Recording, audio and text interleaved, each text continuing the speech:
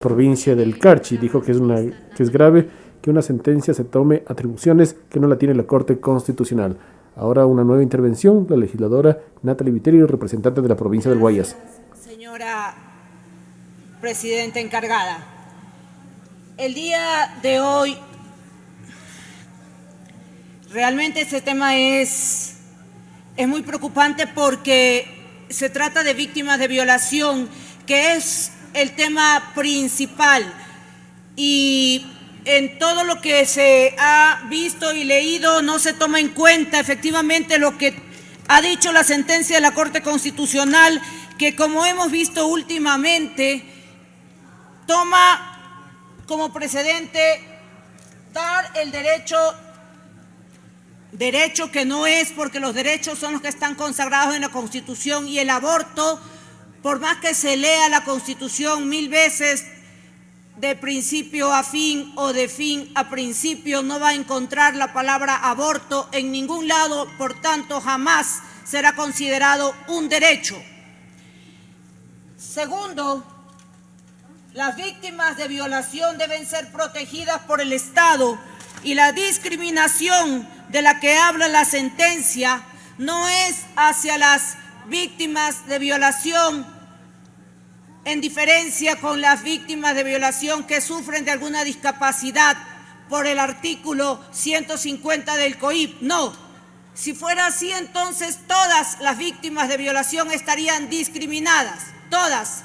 Aquellas niñas, mujeres, personas de la tercera edad que no quedan embarazadas, pero sí quedan, por ejemplo, mudas para siempre, como esa niña donde hasta quemaron la casa que se cometió ese abuso tan horrible y la niña perdió la voz para siempre, donde otro niño cuyo familiar también lo violó y era un niño con discapacidad, y yo estuve presente también, y el niño comenzó a dejarse morir él lentamente en el hospital, y lo iba a ver yo cada día, y el niño dejó de hacer sus funciones propias de su organismo, como si quisiera dejarse morir.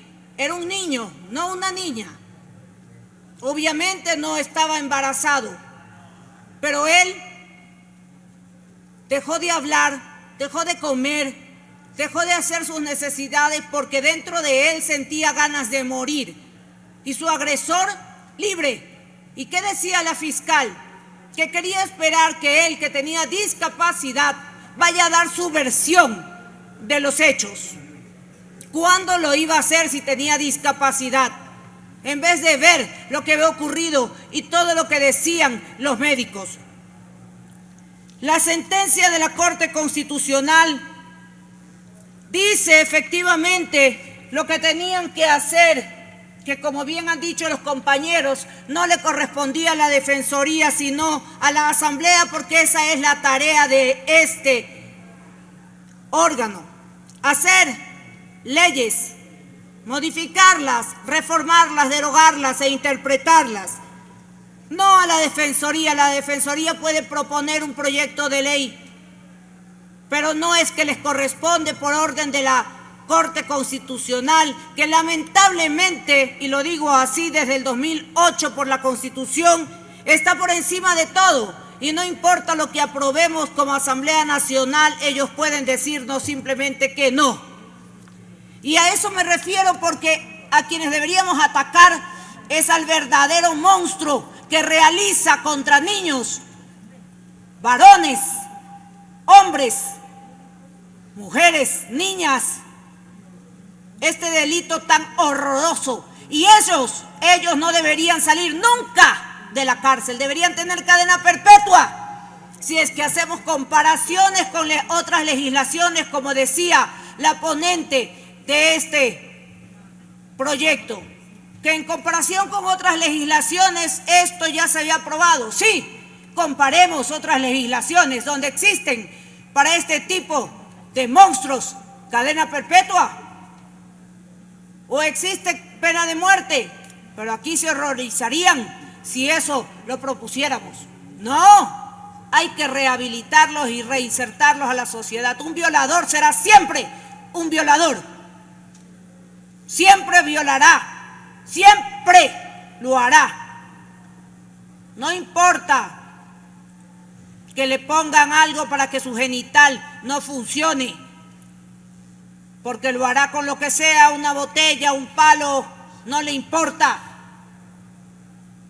porque es el sometimiento de la víctima, ese hombre, ese criminal o esa mujer que también puede hacerlo y filma a su propia hija mientras otro la viola. No deberían salir nunca de la cárcel porque son un peligro y siempre lo serán. Es contra ellos que deberíamos irnos, para que no estén jamás al lado de ninguno de los ciudadanos de este país. Ellos son a quienes deberíamos atacar con toda nuestra energía y nuestra fuerza, y que la Corte Constitucional entienda que son ellos, y no de forma lírica ya decir que deben ser rehabilitados, porque nunca se van a rehabilitar, siempre serán violadores. Y una víctima de violación debe ser acompañada, quede o no embarazada, debe ser acompañada, tratada psicológicamente, debe ser acompañada y todo su organismo debe ser reparado porque quedan destrozadas. La Fiscalía tiene que tener la denuncia para poder seguir, ya sea de oficio o ya sea con la denuncia a estas personas. Casas de acogida. El MIES no tiene casas de acogida y eso lo sabemos. Tiene acuerdos con fundaciones. ¿Saben cuántas casas de acogida tiene el MIES a nivel nacional? Propias. No llegan ni a 12. Tiene convenios con 1.690 y están todas copadas para niños, para personas de la tercera edad, para personas con enfermedades catastróficas, convenios que no pueden ni siquiera pagar porque no hay dinero. Los hospitales despiden a los médicos porque no tienen dinero, no tienen cómo comprar medicinas. Casas de acogida no va a haber, lamentablemente. Y en la ley dicen que quieren proteger a las personas, a las niñas, mujeres que han sido violadas, y hablan de que después del aborto les van a poner un método de anticoncepción. ¿De qué estamos hablando? ¿De violación? Y después un método de anticoncepción, ¿para qué? Para que las sigan violando, pero ahora sí ya no queden embarazadas. ¿De qué estamos hablando? Si en la misma sentencia, todo el tiempo cuando comparecen las por Amino Curiae y dan sus testimonios, dicen, es que las mujeres en nuestras luchas tenemos derecho a nuestro cuerpo. Las mujeres hemos luchado, sí, por ganar espacios, sí, pero para tener dignamente espacios y nuestro cuerpo, sí, para defendernos y tener el respeto y la dignidad sobre nuestro cuerpo. Pero nuestro cuerpo es nuestros brazos, nuestras piernas, todos nuestros órganos. No es cuando un ser humano, y le pido por secretaría que por favor me pongan las fotos que les he pasado, cuando otro ser humano está dentro de nuestro vientre, capacidad única que tenemos las mujeres y no los hombres. Ese es un bebé de 22 semanas. ¿Cómo lo van a matar cuando salga? Porque eso es una inducción, un parto, no es un aborto. ¿Cómo lo van a matar cuando nazca vivo? ¿Qué lo van a hacer? ¿Lo van a ahorcar? ¿Le van a poner una almohada encima? ¿Lo van a degollar? Ese es uno de 20 semanas. ¿Qué es lo que van a hacerle a ese bebé?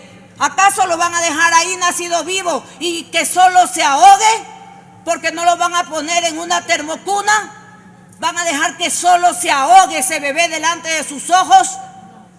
¿O le van a poner, como dicen, cloruro de sodio dentro de la madre para que ahí se muera antes de que nazca a ese bebé? ¿Es acaso o no ese un ser humano? ¿O qué es lo que creen que se produce dentro del vientre antes de que nazca? ¿O creen que cuando ya está afuera recién, ¡pum!, se forma un ser humano? No, eso es un ser humano. Eso no es tu cuerpo, eso es otro cuerpo. Mi cuerpo es esto, mi mano, si me da la gana de cortarme una mano, si me da la gana de donar un riñón, si me da la gana de donar una córnea, eso es mi cuerpo. Y si no quiero tener un bebé, entonces uso el método anticonceptivo antes. Porque esto, lamentablemente, dolorosamente y horriblemente, es utilizar a las víctimas de violación para abrir una ventana y que después digan que son discriminadas todas. ¿Por qué? Porque en la Jamino Curiae solo hablan de eso, de discriminación y de que son dueñas de su cuerpo. No, las víctimas de violación son todas y todos los que con ese delito tan horroroso han sufrido la peor experiencia de su vida y que no se acaba ni con un aborto, ni cuando después de 12, 14 o 22 años, que son las penas que suelen ponerles a los violadores, salen y entonces la violación desaparece de su cuerpo, de su mente. No, a igual delito, igual pena. ¿Cuándo desaparece la violación? Nunca. El violador entonces no debería salir nunca de la cárcel. Si hacemos justicia a igual delito, igual pena. En eso deberíamos estar pensando, señores asambleístas. Gracias, señor presidente. Asambleísta Verónica Carrillo.